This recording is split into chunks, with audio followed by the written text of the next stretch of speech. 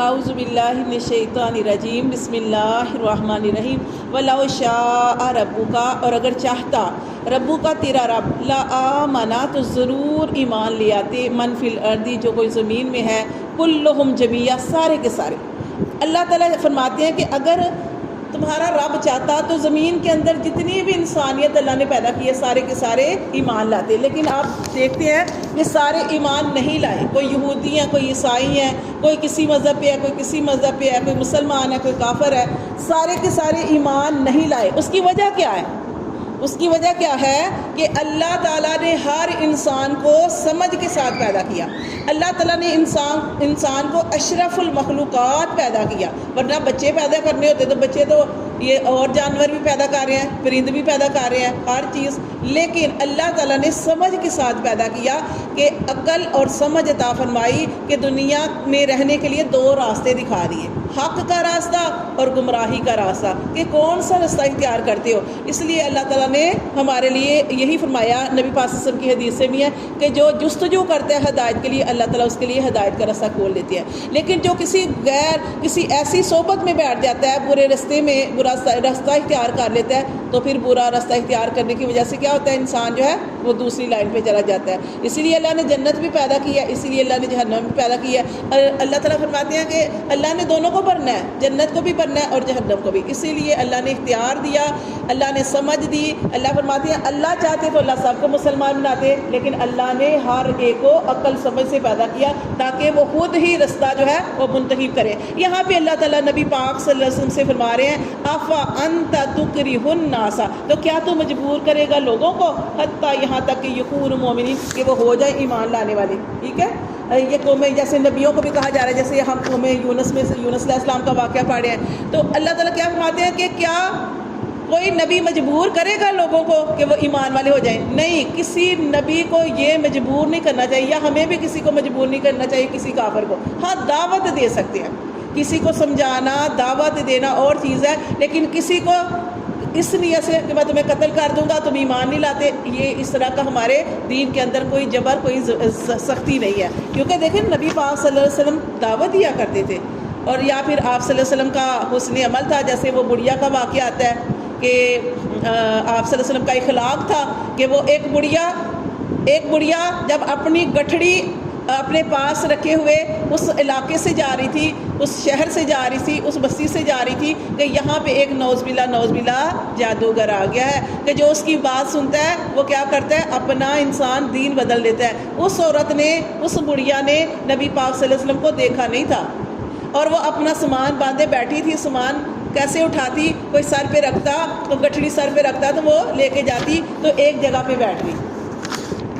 بیٹھ گئی، یہاں تک کہ نبی پاک صلی اللہ علیہ وسلم کا گزر ہوا اس عورت کے پاس سے، تو کہنے لگی کہ میرے سر پہ یہ گٹھڑی رکھ دو۔ تو نبی کریم صلی اللہ علیہ وسلم تو بڑے اخلاق والے تھے، آپ صلی اللہ علیہ وسلم نے فرمایا آپ بڑھیاں ہیں، یعنی بوڑھی ہیں، میں آپ کا سامان اٹھا دیتا ہوں، آپ نے جہاں جانا ہے میں آپ کو وہاں تک پہنچا دیتا ہوں۔ تو اسی طرح نبی پاک صلی اللہ علیہ وسلم نے ان کا سامان اٹھایا، پورے رستے وہ عورت نبی صلی اللہ علیہ وسلم کی ہی باتیں کرتی رہی، نعوذ باللہ، یعنی کہ اور ہاں برائیاں ہی بیان کرتی رہی۔ اور سوچیں ہمارے ساتھ کوئی معاملہ کرے تو ہم تو وہاں پھینکیں گے سامان اور جائیں گے، وہ نبی پاک صلی اللہ علیہ وسلم کا حوصلہ تھا، اللہ نے ان کو جو بڑی بات ہوتی ہے کہ اللہ نے بڑا صبر دیا ہوا تھا، انہوں نے پورے رستے اس عورت نے جو برائیاں کی آپ سے سنتے رہے، پھر بھی اس کو منزل تک پہنچا دیا۔ جب منزل تک پہنچا دیا تو وہ پھر اس وقت کہنے لگی بیٹا تم تو بہت اچھے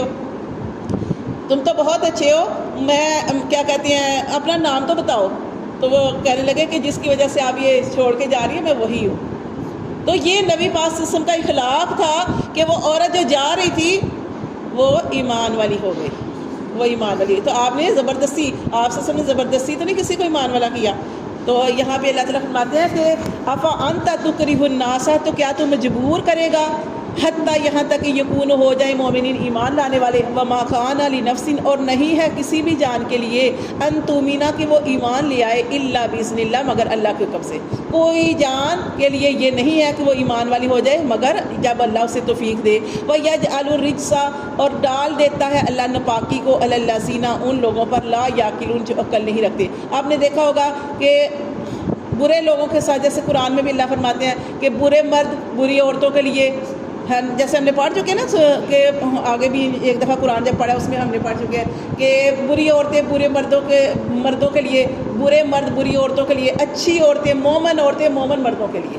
تو ایسے ہی اللہ تبارک و تعالیٰ برے کو برے سے بلا دیتے ہیں۔ اور آپ نے ایسے ہی دیکھا ہے نا کہ جو برا ہوتا ہے نا برے کے ساتھ دوستی کرے گا، جو اچھا ہوگا نا اپنی جیسی صحبت تلاش کرے گا۔ تو اللہ تعالیٰ یہاں بھی فرماتے ہیں کہ اللہ تعالیٰ ڈال دیتے ہیں ناپاکی کو، گندگی کو، الذین ان لوگوں کی طرف لا یعقلون جو عقل نہیں رکھتے۔ قل انظروا، آپ صلی اللہ علیہ وسلم ان سے کہہ دیجئے دیکھو، ماذا فی السماوات والارض، کیا ہے آسمانوں میں اور زمین میں۔ ہم سب سے کہا جا رہا ہے کہ دیکھو آسمانوں اور زمین میں کیا ہے، کیا ہے آسمان و زمین میں۔ یہ بہت بڑی نشانیاں ہیں۔ کیا نشانیاں ہیں؟ کہ اللہ نے یہ زمین کیسے ہموار بنا دی۔ اللہ نے اس زمین کو نہ صرف ہموار بنایا بلکہ اللہ تبارک و تعالیٰ نے اس میں خوبصورتی پیدا کی۔ کیسے؟ پہاڑ خوبصورت، اتنے آپ جائیں نا جیسے ہم مری جاتے ہیں، آگے پتہ نہیں کہاں کہاں سوار، کتنے آپ دیکھیں نظارے کیسے خوبصورت لگتے ہیں۔ اللہ نے اس زمین کو کتنا خوبصورت بنا دیا۔ اس کے اندر اللہ نے کھیتیاں پیدا کر دی ہمارے کھانے پینے کے لیے، باغات پیدا کر دیے، اتنے پھل پیدا کر دیے۔ اللہ فرماتے ہیں اللہ نے اس زمین کو کیسا خوبصورت بنایا کہ اب بھی نہیں سمجھو گے کہ کون کرنے والا ہے، کون بنانے والا ہے، کون تمہیں پھل اور نعمتیں اور سبزیاں اور سارا کچھ عطا کرنے والا ہے۔ اسی طرح آسمان کو دیکھو کہ ایک آسمان کے بعد دوسرا آسمان، تیسرا آسمان، 7 آسمان بغیر کسی ستون کے اللہ نے بنا دیے۔ اور پھر اللہ تعالیٰ نے آخری آسمان کی تعریف بیان کی۔ اللہ فرماتے ہیں جو آخری آسمان ہے اس کو اللہ نے صرف ایسے ہی نہیں چھوڑ دیا بلکہ اللہ نے اس کو مزین کر دیا ستاروں سے۔